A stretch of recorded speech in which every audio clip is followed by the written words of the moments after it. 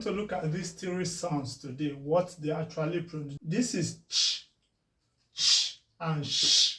So they are quite different. It is these two that are similar. This and this are not the same at all. This is sh and this is sh.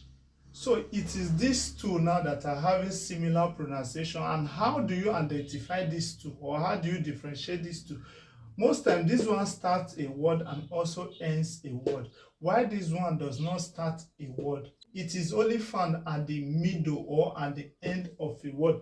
And that is why you are having this now. This is church, this is catch, and this is shirt.